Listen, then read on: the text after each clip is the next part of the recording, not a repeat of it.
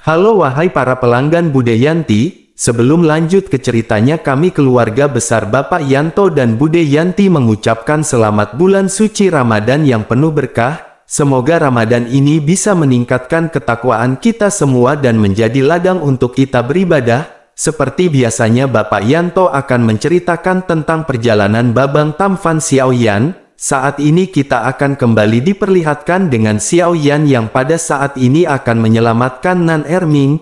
Lalu Xiaoyan pun buru-buru menghampiri Nan Erming dan membopong Nan Erming bersamaan dengan pendeta tertinggi yang menghampirinya. Kemudian pendeta tertinggi pada saat ini segera bertanya kepada Xiaoyan, sepertinya dermawan pada saat ini memiliki izin dari sang raja. Lalu Xiaoyan pun menatap kepada pendeta tertinggi sebelum akhirnya mengangguk dengan senyum di wajahnya. Pendeta tertinggi pun memandang ke arah Xiaoyan dengan senyum dan dengan rasa terima kasih di mata hijaunya. Pendeta tertinggi pun tersenyum dan berkata agar dermawan pada saat ini dengan cepat menyelamatkan temannya.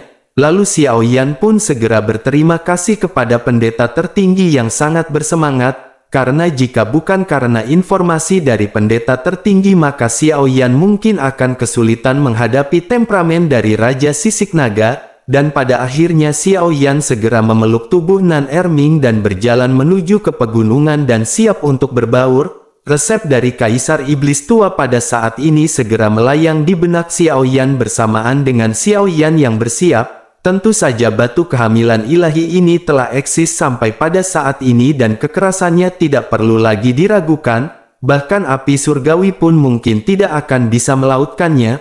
Oleh karena itu Xiaoyan pada saat ini benar-benar harus berusaha. Xiaoyan perlahan-lahan menempatkan Nan Erming di atas batu kehamilan ilahi, dan pada saat ini Xiaoyan berpikir bahwa dirinya benar-benar tidak bisa terganggu oleh hal sekecil apapun. Lalu Xiaoyan pun mulai menutup mata dan pada saat ini resep dari Kaisar Iblis Tua kembali terlintas di benak Xiaoyan. Semua detail kata demi kata pada saat ini dibaca oleh Xiaoyan dan dicermati karena Xiaoyan benar-benar harus bersungguh-sungguh. Xiaoyan berkeringat deras dan Xiaoyan benar-benar tidak bisa mengendalikan begitu banyak informasi yang sangat penting di benaknya. Pada saat ini Xiaoyan menyadari bahwa instruksi yang tertulis oleh Kaisar Iblis Tua ini seharusnya benar-benar memiliki risiko, karena ini adalah pertama kalinya Xiaoyan mendapatkan resep yang seperti itu selama hidupnya, dan pada akhirnya cahaya api pun berkedip di tangan Xiaoyan dan api surgawi segera keluar dari pori-pori Xiaoyan.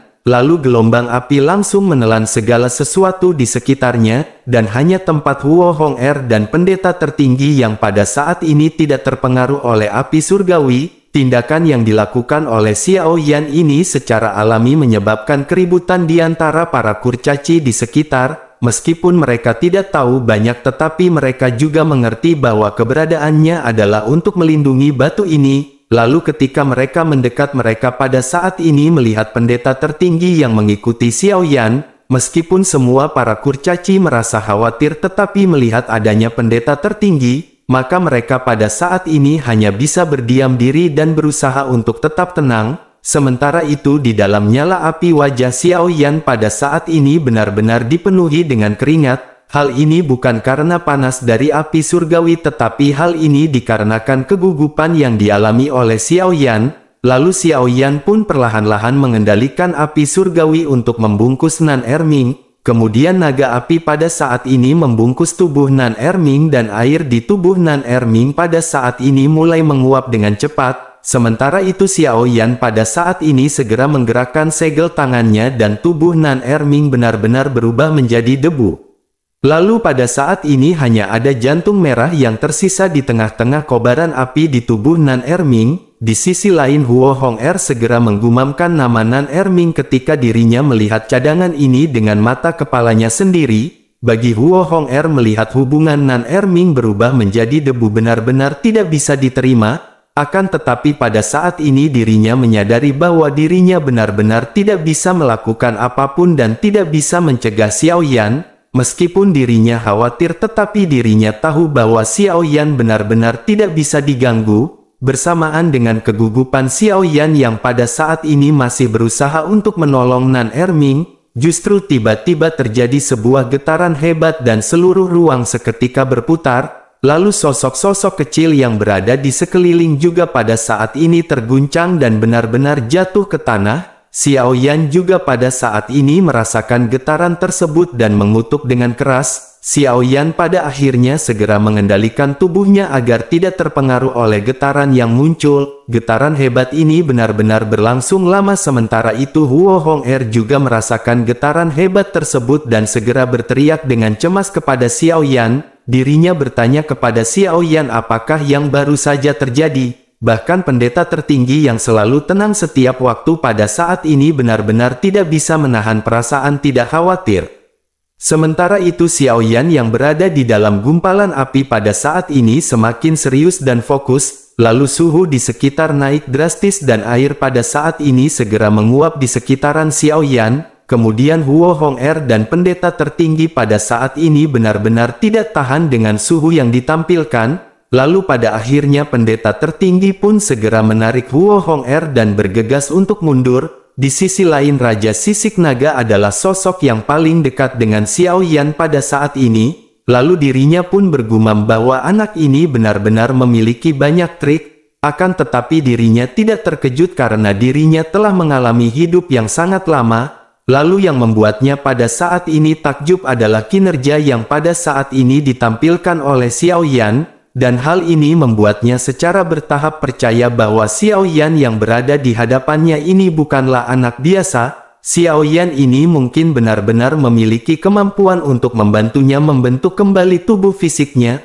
Lalu di tengah-tengah pemikiran dari Raja Sisik Naga ini pada akhirnya guncangan yang kuat pun segera berhenti. Dan semua orang pun menghela nafas panjang dan mereka pada saat ini segera fokus kepada bola api besar di pegunungan. Sementara semua orang menunggu dengan nafas tertahan mereka mendengar suara gemuruh terendam datang dari medan api. Xiao Yan pada saat ini kembali merubah segelnya sambil berteriak membuat semua orang pada saat ini menjadi semakin tegang. Api pada saat ini semakin besar dan menyala ke langit. Tentu saja ekspresi dari pendeta tertinggi pada saat ini benar-benar menjadi semakin serius. Melihat hal ini para kurcaci juga pada saat ini tidak bisa menahan nafas. Bersama dengan itu sebuah ledakan segera terjadi dan tanah tiba-tiba bergetar kembali. Lalu suara yang berat pada saat ini segera keluar dan membuat semua orang kurcaci berjaga-jaga. Bahkan pendeta tertinggi pada saat ini benar-benar terkejut karena sumber suara ini bukan dari arah Xiao Yan. Karena sumber suara ini berasal dari belakang persisnya dari arah kolam air. Pendeta tertinggi pun segera bertanya apakah yang baru saja sedang terjadi. Meskipun tidak ada emosi yang terdengar dari perkataan pendeta tertinggi, namun semua orang yang mengenal pendeta tertinggi menyadari bahwa pada saat ini dirinya benar-benar merasakan kekhawatiran di dalam hatinya. Semua orang seketika menyadari bahwa ini adalah pertama kalinya hal ini terjadi kepada mereka. Dan ternyata suara ini belum pernah terdengar sebelumnya dan suara ini agak mirip dengan langkah kaki. Lalu sosok-sosok kurcaci kecil pun pada saat ini segera berjaga-jaga dan bersiaga. Mereka pada saat ini harus memikul kewajiban untuk melindungi tanah air mereka. Sementara itu pendeta tertinggi pada saat ini mengangkat tangannya dan menghitung dengan jarinya. Ekspresinya tiba-tiba berubah dan dirinya segera berjalan ke dalam ruang dengan tongkat. Dirinya pada saat ini mengajak Huo Hong'er yang tidak bisa bertanya kepada pendeta tertinggi. Huo Hong'er menyadari jika melihat dari situasi yang berada di hadapannya, karena sesuatu seharusnya pada saat ini akan segera terjadi. Sementara itu di sisi lain di kediaman pendeta tertinggi Yu Lao dan Yu Lin pada saat ini juga keluar. Pada saat yang bersamaan Yu Lao terlihat serius dan Yu Lin pada saat ini segera berjalan cepat menuju ke arah air suci. Sebelum mereka berhasil mendekat pada saat ini sesosok besar terlihat dari sebuah jarak yang cukup jauh. Yu Lin pun segera berkata dengan heran bahwa dirinya belum pernah melihat sosok tersebut sebelumnya. Yu Lao pun pada saat ini mengerutkan kening dan dirinya segera mengepalkan buku hitam yang berada di tangannya. Yu Lao pada akhirnya segera berkata perlahan seharusnya ini adalah Raja Monster Anjing Laut. Auranya sangat kuat dan dirinya benar-benar khawatir jika mereka tidak akan bisa menghadapinya.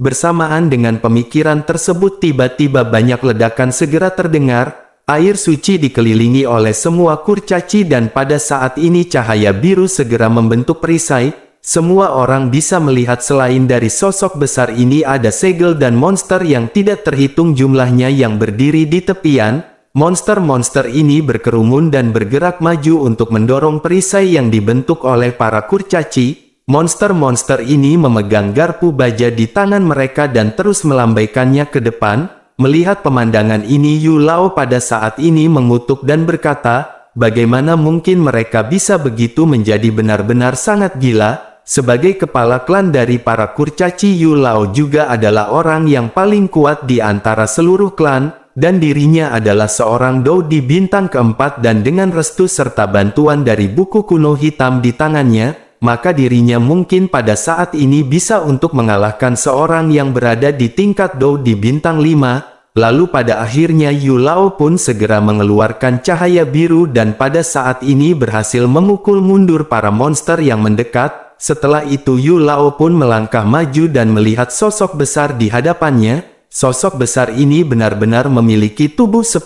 kali lipat lebih besar jika dibandingkan dengan monster yang merupakan anak buahnya. Sosok besar ini terlihat sangat aneh dan berbeda dengan monster anjing laut, lalu dirinya memiliki anggota tubuh yang ramping, kemudian telapak tangan dan kaki yang berselaput, lalu dari kejauhan monster ini tampak terlihat seperti seekor katak besar, dirinya memiliki mata besar di kepala seperti dua lonceng tembaga dengan mata yang berwarna hijau tua, lalu dirinya mengamati sekeliling dan ketika dirinya melihat Yu Lao, pupil matanya yang tumpul sedikit menyusut bersama dengan itu Yu Lao juga pada saat ini sepertinya telah memikirkan sesuatu dan keterkejutan yang luar biasa segera muncul di benaknya. Suara Yu Lao bergetar ketika dirinya bertanya, bagaimana ini mungkin? Dirinya menunjuk ke katak besar dengan ekspresi dipenuhi ketidakpercayaan.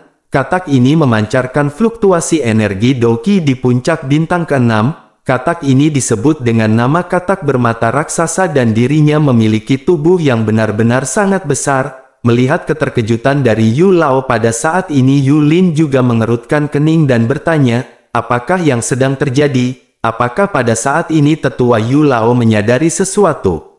Mendengar pertanyaan dari Yulin ini Yu Lao hanya bisa terdiam, dan pada akhirnya Yulin pun segera menatap ke arah yang ditatap oleh Yu Lao. Yulin seketika terkejut dan segera berkata bahwa dirinya pernah melihat benda ini sebelumnya, akan tetapi ketika dirinya melihatnya pada saat itu benda ini hanya seukuran telapak tangannya, dan tetapi bagaimana mungkin monster ini pada saat ini bisa menjadi raksasa seperti itu? Di sisi lain katak besar ini pun pada saat ini mendengar percakapan di antara Yu Lao dan Yulin, lalu dirinya pun segera menunjukkan senyum tipis dengan mulut besarnya. Setelah itu katak bermata raksasa pun tiba-tiba mengeluarkan suara aneh dan semua monster anjing laut sepertinya telah menerima perintah segera. Mereka segera melancarkan serangan yang bahkan lebih gila daripada sebelumnya. Melihat hal ini Yu Lao pun tidak bisa duduk diam dan Yulin pada saat ini juga tidak punya waktu untuk bercerita. Lalu pada akhirnya saat ini mereka benar-benar hanya bisa bertarung dan melakukan pertempuran secara langsung. Mereka segera mengatur berbagai formasi dan menyerang secara bergantian untuk berhadapan dengan monster anjing laut. Lalu benturan di antara kedua belah pihak pada saat ini benar-benar tidak bisa dihindarkan, dan kekuatan Yu Lao di tahap bintang 4 Dou di tiba-tiba meletus dan dirinya segera mendesak buku hitam yang berada di tangannya. Lalu cahaya hitam buku pun segera berkedip-kedip dan Doki segera melewati buku hitam dan berubah menjadi bulu panah hitam. Kemudian bulu-bulu panah ini segera memenuhi langit dan seketika bulu-bulu panah ini menembus angin dan melesat di seluruh angkasa. Lalu bulu-bulu hitam ini seketika menembus daging para monster yang menyerang mendekat. Sementara itu katak bermata raksasa pada saat ini benar-benar tidak mengungkapkan ekspresi apapun. Dirinya masih berdiri di tempat dan menilai kekuatan dari Yu Lao. Lalu setelah itu dirinya segera memandang ke arah Gunung Siseng di kejauhan dan pada saat ini tatapannya tiba-tiba berubah menjadi ketakutan. Saat ini katak bermata raksasa ini tidak berani bergerak dengan mudah karena dirinya merasakan aura kuat yang datang dari Gunung Siseng. Hal ini benar-benar membuatnya ragu dan Yu Lao secara alami melihat bahwa yang ditakuti oleh katak bermata raksasa ini adalah Xiao Yan. Dirinya juga menyadari jika katak raksasa ini takut kepada Xiao Yan, tentu saja dirinya juga takut kepada Chaos Immortal. Akan tetapi pada saat ini kedua orang tersebut benar-benar sedang berusaha dengan urusannya masing-masing. Oleh karena itu keduanya tentu saja tidak akan bisa membantu para kurcaci untuk melawan para monster. Lalu Yu Lao pada saat ini benar-benar pesimis mengingat kekuatannya pada saat ini hanya bisa berhadapan dengan bintang 5 Dodi. Kemudian di belakang Yu Lao pada saat ini telah berdiri pendeta tertinggi. Ekspresinya tidak terlalu gugup dan tidak ada banyak emosi di wajah tuanya. Pada saat ini dirinya hanya menatap katak bermata raksasa dengan diam-diam dan kekhawatiran cemas sebelumnya pada saat ini telah mereda. Sementara itu Yu Lao pada saat ini segera bertanya kepada pendeta tertinggi apa yang harus mereka lakukan. Menanggapi hal tersebut pendeta tertinggi pun memandang ke arah Yu Lao dan berjalan maju selangkah demi selangkah dengan tongkatnya. Dirinya memandang katak bermata raksasa dengan tenang dan berkata kepada Yu Lao agar dirinya jangan khawatir. Mendengar hal tersebut Yu Lao sepertinya mengerti apa yang dimaksud oleh pendeta tertinggi, dan pada akhirnya Yu Lao pun mengerahkan semua dokinya dan dirinya menatap ke arah katak bermata raksasa dengan seksama. Lalu bersamaan dengan itu serangan dari para monster juga secara bertahap melemah. Dan kedua belah pihak pada saat ini benar-benar telah menemui jalan buntu di tengah-tengah pertempuran. Sementara itu pada saat yang bersamaan pada saat ini api surgawi milik Xiao Yan berkedip dan melingkari jantung Nan Erming. Tidak lama setelah itu tiba-tiba api menyala semakin besar dan jantung Nan Erming tiba-tiba menghilang. Bahkan domain api Xiao Yan juga pada saat yang bersamaan segera menghilang dengan keras. Lalu lingkaran api besar dinyalakan dan lingkaran api secara bertahap memudar dan menampakkan sosok Xiao Yan. Semua orang bisa melihat Xiao Yan yang pada saat ini mengangkat tangannya dan ada sebuah pil yang melayang di udara di atas tangannya. Bentuk pil ini tidak bulat, akan tetapi seperti hati yang pada saat ini telah menyusut, dan rupanya ini adalah resep dari Kaisar Iblis Tua yang bisa digunakan untuk memurnikan tubuh menjadi pil. Dan inilah yang pada akhirnya dapat diintegrasikan ke dalam batu kehamilan ilahi. Sementara itu Xiao Yan pada saat ini segera mendesah pelan memerintahkan pil untuk segera pergi. Lalu ramuan jantung di tangannya pun seketika berubah menjadi cahaya merah dan segera melesat ke arah batu kehamilan ilahi. Kemudian ramuan ini segera melesat masuk dan tinggal tidak jauh dari kepala Raja Sisik Naga. Lalu tidak lama setelah itu pil pun segera menghilang dan langsung memadat menjadi sosok Nan Erming. Akan tetapi itu hanya sebuah tubuh spiritual, karena tubuh ini memiliki keadaan tembus cahaya dan sosok Nan Erming yang berada di dalam batu kehamilan ilahi perlahan-lahan membuka matanya. Lalu Xiao Yan pun tertawa terbahak-bahak dan pada saat ini benar-benar merasa nyaman di dalam hatinya. Setengah dari saraf Xiao Yan yang sebelumnya tegang pada saat ini benar-benar telah lega. Xiao Yan menghela nafas karena pada akhirnya Xiao Yan berhasil menyelamatkan jiwa dari Nan Erming. Namun bersamaan dengan kegembiraan ini Xiao Yan pun menyala sesuatu dan segera menggerakkan hidungnya. Xiao Yan mengerutkan kening karena mencium bau darah yang sangat kuat dan Xiao Yan segera mengalihkan pandangannya ke kejauhan. Lalu Xiao Yan yang sedikit terkejut melihat pertempuran yang pada saat ini sedang terjadi. Xiao Yan pun bergumam apakah pada saat ini sesuatu sedang terjadi.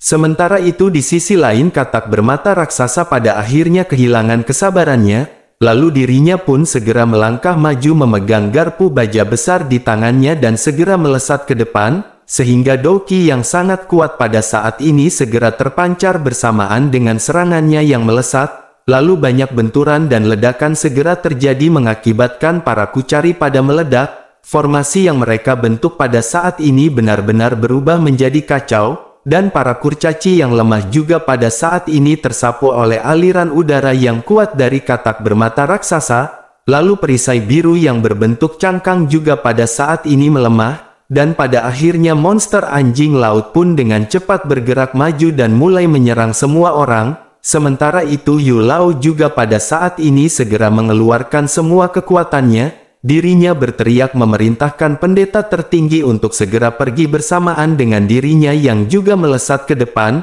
Pada saat ini Yu Lao mengeluarkan semua kekuatannya untuk berhadapan langsung dengan katak bermata raksasa. Melihat hal ini semua orang pada saat ini benar-benar sangat khawatir. Semua orang menyadari meskipun Yu Lao memiliki kekuatan yang tertinggi di antara mereka, namun jika berhadapan dengan katak bermata raksasa mereka pada saat ini benar-benar tidak memiliki keyakinan. Mereka pada saat ini hanya bisa menghela nafas dipenuhi dengan kesedihan. Akan tetapi tepat ketika semua orang putus asa tiba-tiba terdengar suara angin yang bertiup hampir bersamaan dengan ledakan garpu dari katak bermata raksasa. Suara benturan baja yang memekakan telinga dengan segera bergema di telinga semua orang. Garpu di tangan katak bermata raksasa pun terpental dan tubuhnya pada saat ini benar-benar mundur dan tidak stabil.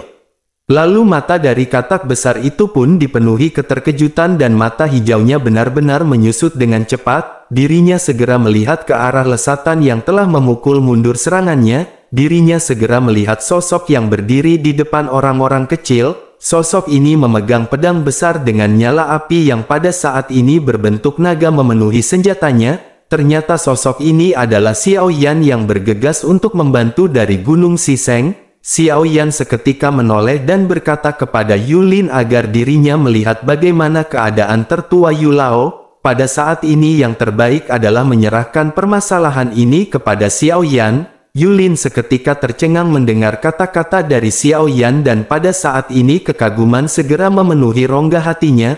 Lalu dirinya pun segera memulihkan keterkejutannya dan memerintahkan semua orang untuk bergegas menuju tempat Yu Lao terjatuh. Sementara itu Xiao Yan segera memandangi katak bermata raksasa dan pada saat ini Xiao Yan menyelidiki kekuatan dari si monster dengan kekuatan spiritualnya.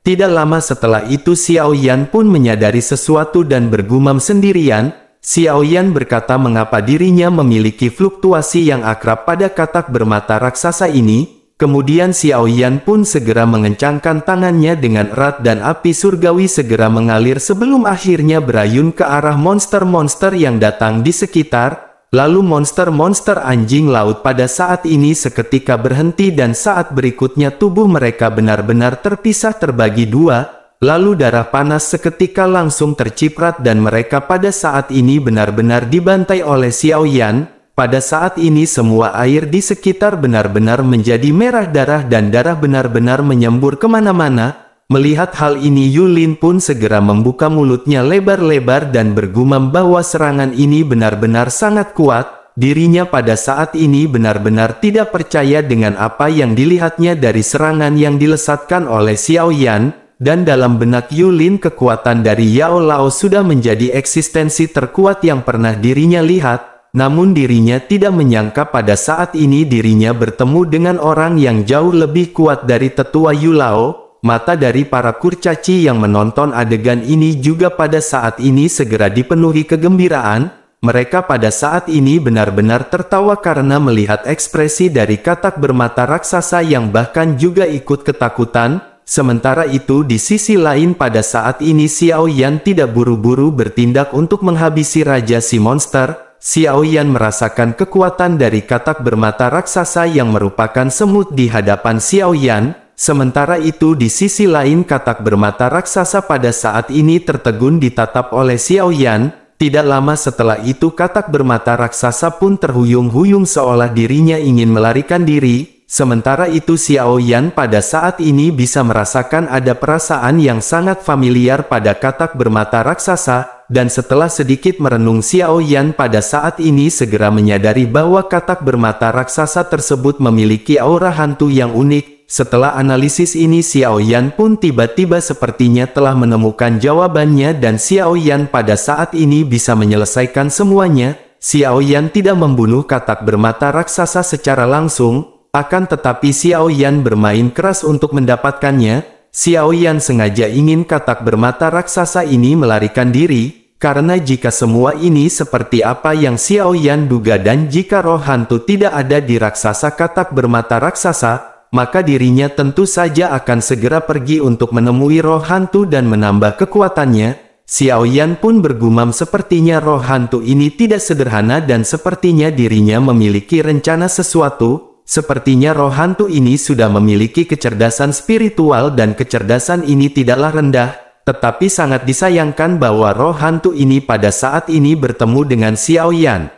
Memikirkan hal ini Xiao Yan benar-benar merasa lebih bersemangat. Xiao Yan menyadari bahwa dalam proses pemurnian tubuh dari Nan Erming dirinya membutuhkan satu roh hantu. Oleh karena itu jika Xiao Yan bisa mendapatkan roh hantu ini bukankah semua langkah dan kerja keras Xiao Yan menjadi lengkap? Sementara itu di sisi lain selama pelarian yang ekstrim tubuh dari katak bermata raksasa menyusut dengan cepat. Lalu Xiao Yan pun tersenyum dingin saat melihat hal ini dan segera dengan cepat mengejarnya. Sementara itu di sisi lain bersamaan dengan setelah Xiao Yan datang ke keluarga Warcraft dan memasuki pegunungan primitif, kota raksasa Juxi menjadi gelisah dan beberapa kekuatan besar terancam satu demi satu. Ancaman yang membuat resah ini secara alami datang dari Pil Palace, dan tampaknya pada saat ini Pil Palace benar-benar tidak tahan lagi. Bahkan semua ini benar-benar didorong dari kemarahan dan Dacheng karena kedua putranya semuanya telah terkubur di tangan Xiao Yan.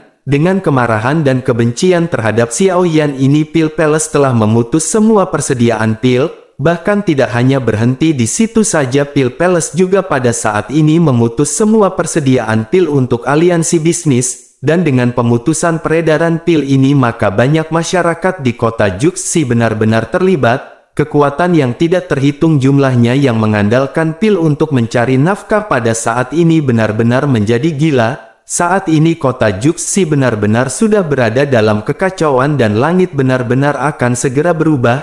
Sementara itu di dalam aula dari Pil Palace pada saat ini dan Dacheng memelototi semua orang yang hadir di aula. Orang-orang ini adalah eksistensi terkuat dari Pil Palace dan mereka adalah tokoh inti dari Pil Palace. Seorang pria parubaya berpakaian hijau segera berbicara dengan marah kepada Dan Dacheng. Dirinya berkata tidak peduli apapun mereka benar-benar harus mencari keadilan bagi Tuan Muda. Mendengar perkataan ini semua orang pun mengangguk tetapi Dan Dacheng pada saat ini terlihat sangat tenang. Sementara itu seorang pria parubaya dengan mahkota di sebelah kiri Dan Dacheng pada saat ini segera membuka mulutnya. Pria parubaya ini segera berkata agar Tertua Agung melihat semua ini. Selama mereka menghentikan pasokan pil seluruh kota Juxi maka akan benar-benar berada di bawah kendali mereka. Selama rencana ini terus berlanjut, maka berapa banyak pasukan yang akan berlindung di Pil Palace. Mereka semua orang pada akhirnya segera mengangguk mendengar perkataan dari pria parubaya ini. Sementara itu pria parubaya pun segera melanjutkan perkataannya. Dirinya berkata agar Tertua Agung pada saat ini juga melihat kondisi dari aliansi bisnis. Menanggapi hal tersebut dan Dacheng pun segera berbicara dengan nada dingin. Dan Dacheng berkata selama aliansi bisnis menyatakan bahwa mereka tidak akan membantu Xiao Yan,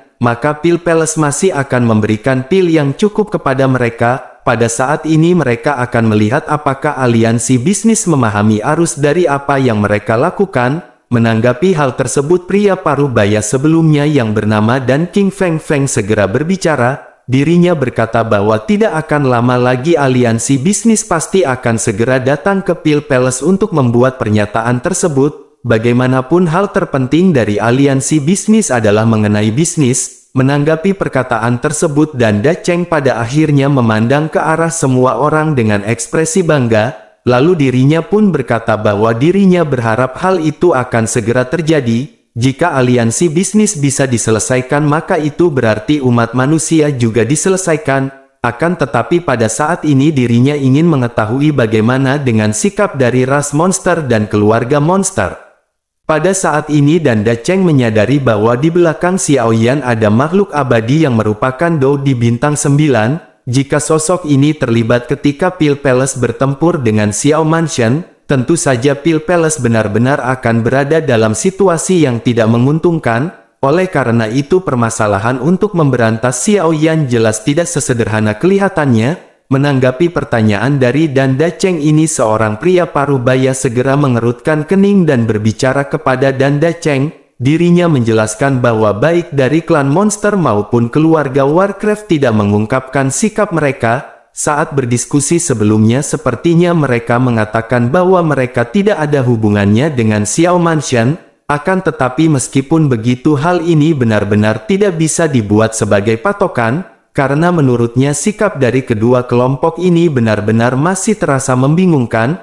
Mendengar hal tersebut dan Da Cheng juga pada saat ini hanya bisa mengerutkan keningnya, dan Da Cheng benar-benar tidak tahu bagaimana Xiao Yan bisa mendapatkan keluarga yang kuat seperti ini, meskipun Xiao Yan benar-benar telah menginjak-ninjak Pil Palace, bahkan pada saat ini dan Da Cheng benar-benar masih ragu untuk menghabisi Xiao Manshan. Lalu alasan mengapa dan Da Cheng tidak bertindak selama ini adalah karena dirinya benar-benar takut akan kekuatan besar di belakang Xiao Yan. Pada akhirnya dan Da Cheng pun segera menghela nafas panjang dan menenangkan pemikirannya. Lalu setelah itu dirinya pada saat ini memandang orang-orang penting yang berjubah hitam yang berada di hadapannya. Dirinya pun segera lanjut berbicara kepada tamu yang terhormat dan memperkenalkan dirinya. Dan Da Cheng berkata bahwa dirinya akan memperlakukan tetua tamu yang terhormat dengan baik. Sekarang Xiao Yan telah memenggal kedua putranya satu demi satu, maka dirinya yang bernama dan Da Cheng pada saat ini benar-benar harus membalaskan dendam ini. Dirinya benar-benar tidak bisa membiarkan keluarga kecil milik Xiao Yan ini menggertak Pil Palace mereka. Pada saat ini Pil Palace benar-benar membutuhkan bantuan dari para tetua tamu yang terhormat. Dan selama mereka bersedia membantu maka mereka semua bisa meminta Pil Palace untuk memurnikan pil yang tidak lebih rendah dari peringkat ketujuh. Selain daripada hal tersebut Pil Palace pada saat ini benar-benar akan memberikan mereka hadiah yang besar. Pada saat ini dirinya benar-benar ingin mengetahui persetujuan dari para ketua termasuk dengan tetua senior. Setelah berbicara dan Da Cheng pun menangkupkan tangannya kepada para pria yang berjubah hitam yang berada di hadapannya. Mereka semua benar-benar memancarkan aura yang sangat baik. Gelombang aura dan kekuatan mereka pada saat ini benar-benar berada di atas bintang 8 Dodi. Dan tampaknya ini adalah kartu truf terbesar dari Pil Palace dan juga merupakan kekuatan tempur terkuat yang ditampilkan oleh Pil Palace. Lalu semua mata pun segera tertuju pada pria berjubah hitam dan pengikutnya. Sementara itu pria berjubah hitam ini mendengus dingin dan menakuti kerumunan sehingga mereka tidak lagi berani menatap ke arah tertua tersebut. Setelah lama hening suasana di aula pun semakin menindas dan salah satu pria berjubah hitam segera memberi hormat. Pada akhirnya sosok ini pun segera berbicara kepada dan Da Cheng dengan suara serak. Pria ini berkata bahwa mereka telah diurus oleh tetua agung selama ini dan mereka memiliki kewajiban untuk melawan pertempuran ini. Tentu saja selain itu mereka juga berharap bahwa tetua agung setelahnya akan memenuhi semua janjinya. Mendengar penjelasan tersebut dan Da Cheng pun tersenyum tipis. Lalu dan Da Cheng pun lanjut berkata bahwa perkataan yang keluar dari mulutnya harus dilakukan dan semua orang bisa yakin. Semua orang pada akhirnya segera mengangguk mendengar perkataan dari dan Da Cheng.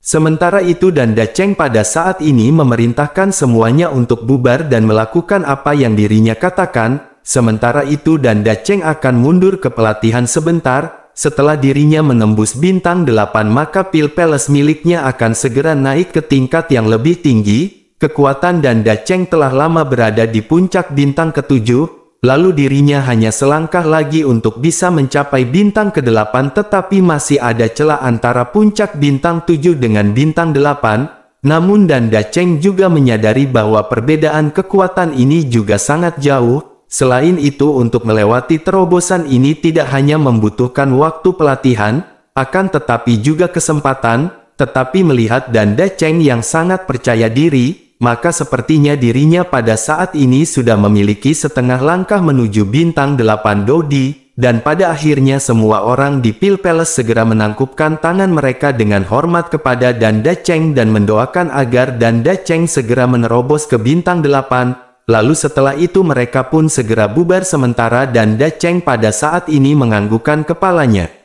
Sementara itu di sisi lain berita mengenai Pil Palace yang mengajukan perang pada saat ini telah terdengar ke Xiao Manshan. Lalu King Haoran yang baru saja menghela nafas lega karena King Mu'er telah sembuh pada saat ini segera menegang. Dirinya benar-benar tidak menyangka akan mendengar berita bahwa Pil Palace benar-benar akan memulai sebuah peperangan. setelah menerima berita ini seluruh Xiao Mansion benar-benar terdiam. Pada saat ini Xiao Yan benar-benar tidak ada dan keheningan semacam ini tampak menakutkan semua orang. Semua orang menyadari seberapa besarkah Pil Palace di mata mereka, dan bagaimana mungkin Xiao Mansion yang kecil ini bisa berhadapan dengan Pil Palace dalam waktu sesingkat ini. Bukankah jika mereka benar-benar berhadapan dengan Pil Palace pada saat ini, maka Xiao Mansion dapat dihancurkan hanya dalam hitungan menit? Sementara itu pada saat ini King Mu'er dan yang lainnya telah pulih perlahan dan berangsur-angsur jadi sadar, tetapi mungkin perlu beberapa saat sebelum mereka benar-benar pulih sepenuhnya.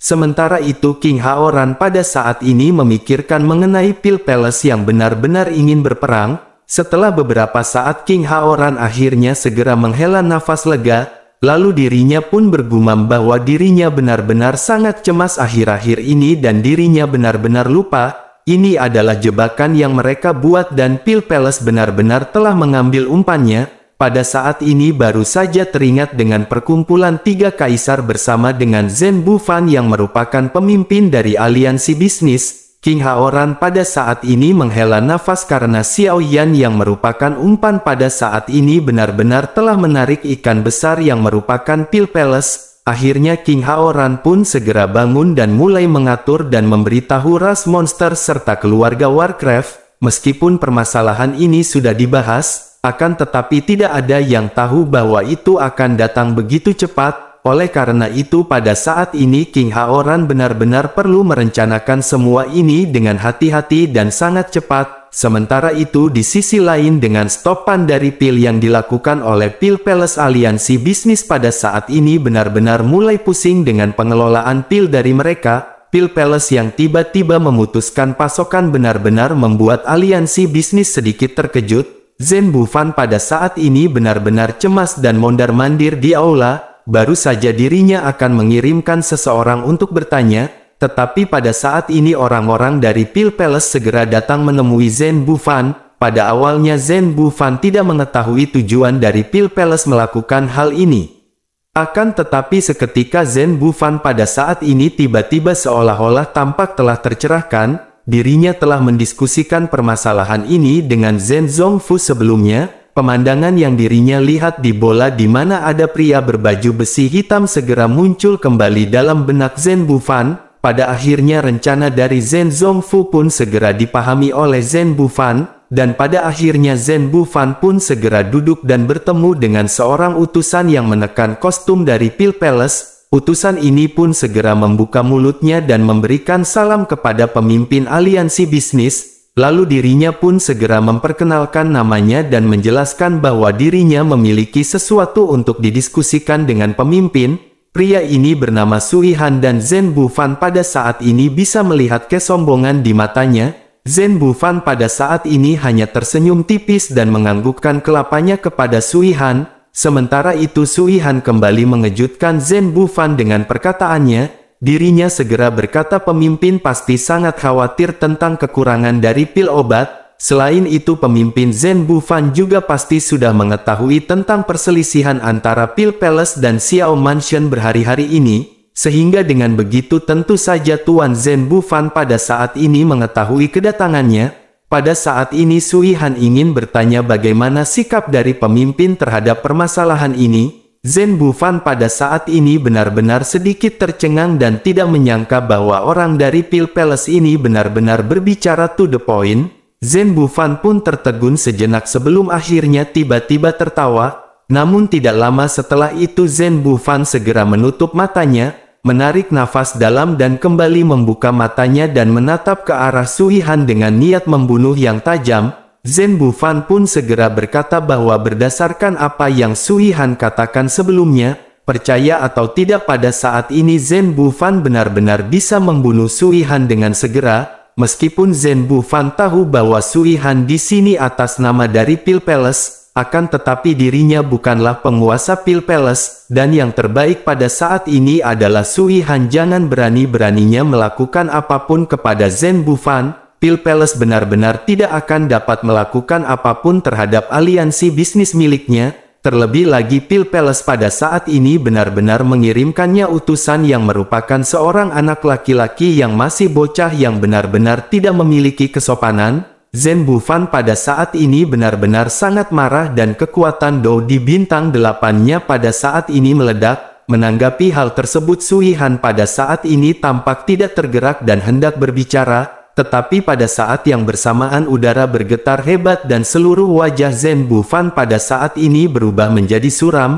dirinya pun menggertakkan giginya dan memerintahkan Sui Han untuk segera berlutut. Suara Zhen Bufan tidak terlalu keras tetapi pada saat ini tekanan yang besar tiba-tiba segera menekan dari segala arah. Sui Han pun seketika langsung berlutut di depan Zhen Bufan, lalu dirinya memuntahkan seteguk darah dan matanya benar-benar menjadi merah dengan nafas yang terengah-engah. Ekspresi dari Sui Han pada saat ini benar-benar dipenuhi dengan kejutan. Sui Han pada saat ini benar-benar kebingungan karena tidak menyangka sikap dari Zhen Bufan akan seperti ini. Lalu Sui Han pun segera mengeluarkan pil di tangannya dan terus memasukkannya ke dalam mulutnya. Setelah menelan banyak pil pada saat ini kondisi dari Sui Han perlahan-lahan sedikit membaik. Sementara itu di sisi lain Zhen Bufan pada saat ini segera berkata bahwa dirinya akan mengingat nama Sui Han. Pada saat ini yang terbaik adalah dirinya kembali dan menyampaikan salam kepada tuannya, beritahu tuannya agar membiarkan Zhen Bufan memikirkan permasalahan ini, katakan kepada mereka bahwa keuntungan dari pil itu benar-benar tidak cukup untuk aliansi bisnis. Oleh karena itu mereka jangan berpikir bahwa mereka dapat memanipulasi aliansi bisnis yang dipimpin oleh Zhen Bufan secara sewenang-wenang.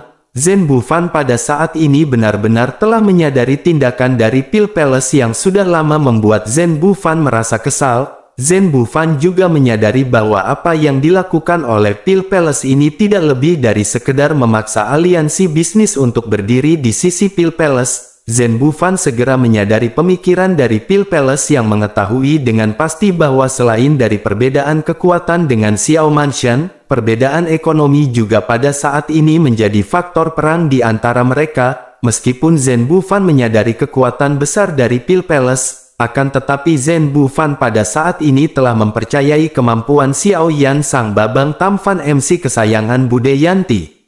Sementara itu adegan berpindah ke aliansi bayangan yang pada saat ini tersembunyi di bawah kota Juxi. Di dalam sebuah gua pada saat ini terlihat ratusan ribu sosok yang berdiam. Sosok-sosok ini dililit rantai yang memiliki cahaya kemerahan dan mereka benar-benar tidak bergerak di kedalaman gua. Pada saat ini terlihat sosok yang berjalan dan sosok ini adalah Guiyin. Guiyin pada saat ini memasuki sebuah aula yang benar-benar sangat tenang. Bersamaan dengan kedatangan dari Guiyin pada saat ini sebuah suara segera terdengar, sepasang mata perlahan terbuka ketika sosok ini bertanya mengapa Guiyin kembali, apakah pada saat ini Guiyin benar-benar telah gagal. Guiyin adalah pembunuh utama dari aliansi bayangan, sementara Xiao Yan tidak lebih dari seorang di bintang 7, sebaiknya Guiyin pada saat ini memberi dirinya alasan mengapa pembunuhan ini gagal. Suara ini benar-benar terdengar menakutkan dengan mata berukuran besar yang tiba-tiba pada saat ini menatap tajam ke arah Guiyin.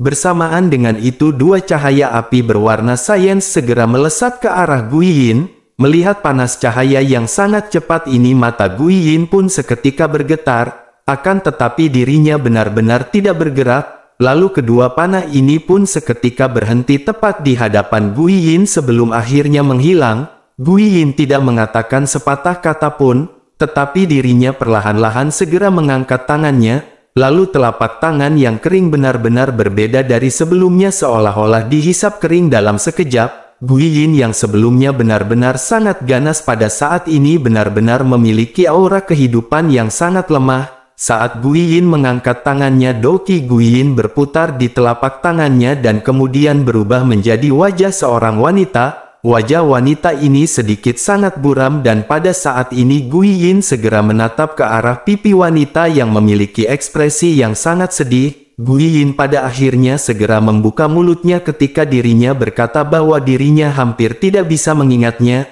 Akan tetapi pada saat ini akhirnya dirinya benar-benar telah mendengar berita tentang dirinya. Guiyin pun tertawa dan lanjut menjelaskan bahwa dirinya bangkit dari kubur hanya untuk mengingatnya. Mendengar perkataan dari Gu Yin ini, suara misterius pun segera bertanya, apakah semua ini benar-benar karena seorang wanita? Apakah Gu Yin pada saat ini benar-benar tidak tahu buat apa pentingnya misi ini? Sosok yang baru saja berbicara pada saat ini benar-benar merasa tidak senang karena Gu Yin seolah-olah tidak menganggapnya serius. Sosok itu pun segera melambaikan tangannya dan pada saat ini wajah wanita di tangan Gu Yin pun seketika menghilang. Sementara itu Gu Yin perlahan-lahan mengangkat kepalanya dan menatap mata raksasa yang berada di atas. Sementara itu sosok mata yang berada di atas kembali membuka mulutnya untuk berbicara. Dirinya berkata bahwa Gu Yin berani melanggar perintah karena seorang wanita dan apakah Gu Yin tahu betapa serius konsekuensinya? Mendengar perkataan tersebut Gu Yin pada saat ini seolah-olah sedikit tidak sabar, lalu dirinya hanya melambaikan tangannya berbalik dan bergegas untuk pergi. Melihat tindakan yang dilakukan ini tentu saja sosok hantu yang berada di atas seketika sangat marah. Dirinya pun segera berkata jika Gu Yin benar-benar melangkah pergi dari sini, maka Gu Yin akan menjadi musuh dari seluruh aliansi bayangan mulai saat ini. Mendengar gertakan ini Gu Yin yang berbalik sebelumnya pun seketika berhenti, dirinya merasakan tubuhnya gemetar di bawah jubah hitamnya yang lusuh, lalu tiba-tiba jubah hitam itu pun terangkat dan memperlihatkan tubuh dengan wajah asli di belakangnya. Wajah yang menakutkan ini segera menatap mata aneh yang besar dan suara aneh segera berbicara dari sosok di belakang punggung Gu Yin. Suara itu segera berkata bahwa dirinya tidak pernah menyangka sosok tersebut akan mengancam Gu Yin termasuk juga dengan aliansi bayangan. Melihat sosok yang baru saja terungkap dan berbicara, mata besar aneh pun tampak terkejut dan pupil matanya pada saat ini menyusut tajam. Sosok itu pun benar-benar berhenti berbicara, sementara jubah dari Gu Yin kembali tertutup. Gu Yin pun terus berjalan keluar hingga pada akhirnya setelah mencapai pintu Gu Yin pun kembali berhenti. Gu Yin pun kembali membuka mulutnya dan berkata agar sosok tersebut jangan khawatir, dirinya pada saat ini telah membuat sebuah pengaturan dan bahkan jika dirinya tidak membunuh Xiao Yan, maka seseorang akan membunuh Xiao Yan dengan segala cara yang mereka miliki. Setelah dirinya mengucapkan perkataan ini sosoknya segera menginjak tanah melayang jauh dan segera menghilang dari gua hantu. Setelah kepergian dari Gu Yin, mata besar aneh tersebut pun hanya bisa terdiam. Tidak lama setelah itu sebuah pria berjubah hitam pada saat ini segera muncul di hadapannya dengan jubah bertuliskan bunuh dan nomor 81. Sosok tersebut pun berjalan cepat di hadapan mata raksasa dan berlutut dengan satu lutut dan mengepalkan tinjunya.